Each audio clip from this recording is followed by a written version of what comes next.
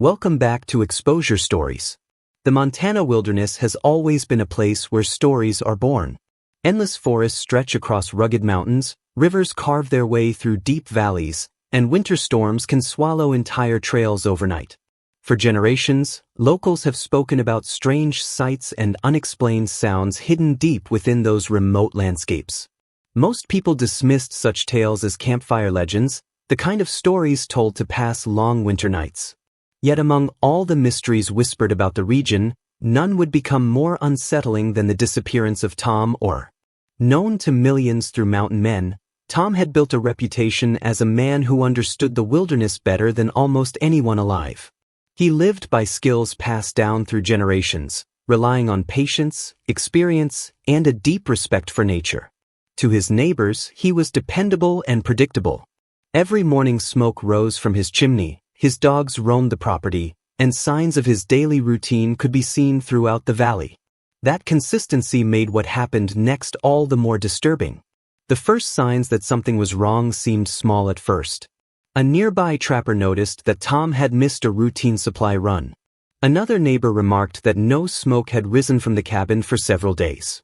In a region where severe weather often kept people isolated, such absences were not immediately alarming. Still, as the days stretched into weeks, concern began to grow. The valley's residents knew Tom was experienced enough to survive almost any challenge nature could throw at him. If he wasn't answering messages or appearing in town, something unusual had happened. Snow continued to fall across the mountains, covering trails and obscuring signs of movement. The wilderness seemed determined to erase every clue before anyone could find it. Eventually, after repeated attempts to contact him failed, local authorities decided a welfare check was necessary. What began as a routine visit soon transformed into something that would leave even veteran search and rescue personnel deeply unsettled. The morning the rangers arrived was bitterly cold. The sky hung low with thick gray clouds, and the wind pushed curtains of snow across the valley. Tom's property appeared abandoned. His truck sat partially buried beneath ice, untouched for weeks. No animal tracks surrounded the cabin, and even the usual sounds of wildlife seemed absent. One ranger later recalled feeling uneasy the moment he stepped onto the property, though he couldn't explain why. The front door stood slightly open, swaying gently with the wind. That detail alone was enough to raise alarm. Tom was known for securing his cabin carefully, especially during winter. As the team entered, they found a scene frozen in time. A mug sat on the table beside a handmade knife. Firewood remained stacked neatly near the hearth.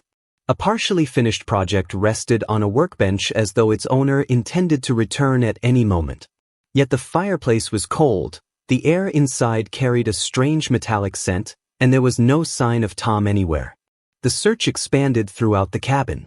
Rangers checked every room, examined storage areas, and searched surrounding buildings. Everything appeared remarkably normal. There were no signs of a struggle, no overturned furniture, and no indications that anyone had entered by force. Yet the atmosphere felt wrong. One investigator described the silence as unnatural, as though the cabin itself were holding its breath. During the search, attention turned to a rug near the wood stove. Beneath it, investigators noticed faint seams in the floorboards. After moving the rug aside, they discovered a concealed hatch. The structure was old but carefully crafted, blending almost perfectly into the cabin floor. None of the local authorities had any record of such a feature. When they opened it, a rush of cold air emerged carrying the scent of damp earth and pine. A narrow staircase descended into darkness. What lay below would raise more questions than answers. The underground chamber appeared much larger than anyone expected. Wooden beams reinforced the walls, and shelves lined the space from floor to ceiling. Stacked neatly throughout the room were dozens of crates, journals, maps, and sealed containers wrapped in animal hide. Everything had been organized with extraordinary care. The journals immediately drew attention. Some appeared decades old, their covers worn from use. Others looked relatively recent. Each bore the same strange symbol, a circle divided by a single vertical line. Investigators carefully opened the earliest notebooks and found detailed records of weather patterns, trapping routes, wildlife behavior, and survival techniques. The entries reflected the practical observations one would expect from an experienced outdoorsman. However, as they progressed through the collection, the tone gradually shifted. References to unusual sounds began appearing.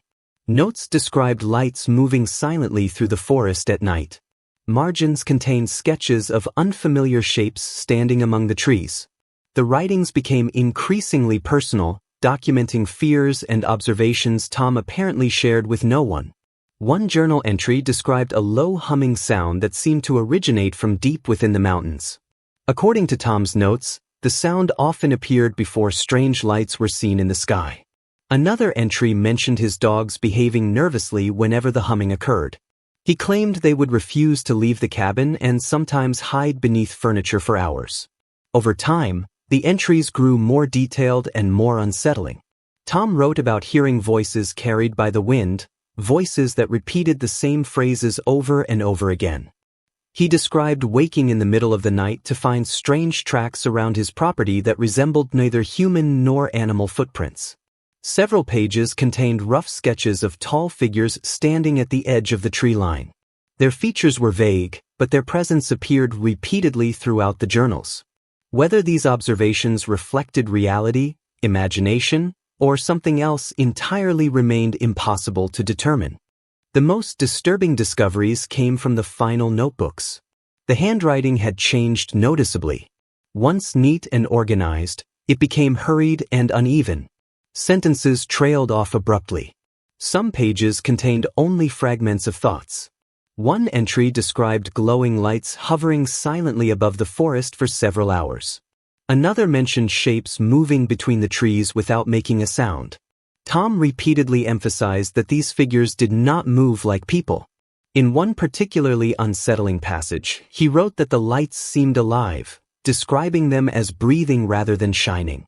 Alongside these accounts were sketches of symbols matching those found throughout the chamber. Investigators could not determine their meaning, but the repetition suggested they held significance for Tom. Whether he believed the symbols offered protection, represented a warning, or served another purpose entirely remained unclear. Among the journals, investigators found a sealed envelope containing a photograph. The image was blurry and grainy, showing a dark forest illuminated by a faint glowing object suspended among the trees. While experts later suggested the photograph could have numerous explanations, the image fueled speculation among locals. Equally troubling was a note tucked inside the envelope. Written in shaky handwriting were the words, "If you're reading this, it's already too late." No explanation accompanied the message. Shortly after the note was discovered, equipment inside the chamber reportedly malfunctioned. Lights flickered, batteries drained unexpectedly, and communication devices experienced interference. Although such problems could be attributed to environmental factors, they contributed to the growing sense of unease surrounding the investigation. News of the discovery spread quickly throughout the region. Residents who had remained silent for years began sharing their own experiences. Hunters described seeing strange lights moving through remote sections of the forest. Campers reported hearing unusual sounds echoing through the valleys after dark. Some claimed to have found symbols carved into trees matching those documented in Tom's journals. While many dismissed these accounts as exaggerations influenced by publicity, the stories continued to multiply. Local folklore soon merged with the facts of the case, making it increasingly difficult to separate verified events from rumor. Nevertheless, one consistent theme emerged from nearly every account. People felt that something about the wilderness near Tom's cabin had changed.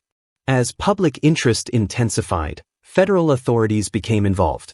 Unmarked vehicles arrived in the valley, and access to the area surrounding the cabin was restricted. Officials described the operation as precautionary and cited environmental concerns as the reason for increased security.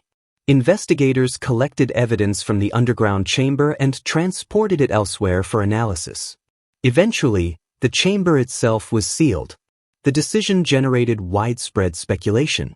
Some believed authorities had discovered evidence of geological activity. Others suggested contamination or hidden hazards. More imaginative theories proposed secret government projects, extraterrestrial artifacts, or forgotten historical sites. Yet despite countless rumors, no official explanation fully addressed the questions raised by Tom's disappearance. To this day, no confirmed evidence has emerged explaining what happened to him, why he created the extensive collection of journals, or what he believed he had encountered in the wilderness. The mystery endures, preserved in stories shared across Montana's mountains and valleys, where the silence of the forest continues to inspire both wonder and fear. Whether Tom uncovered something extraordinary or simply became lost in the legends of the land he loved remains unknown. But for many who have heard the story, the wilderness around his cabin will forever feel a little different, a place where unanswered questions linger among the trees, waiting for someone brave enough to search for the truth. Thanks for watching. If you like the video, please subscribe to our channel.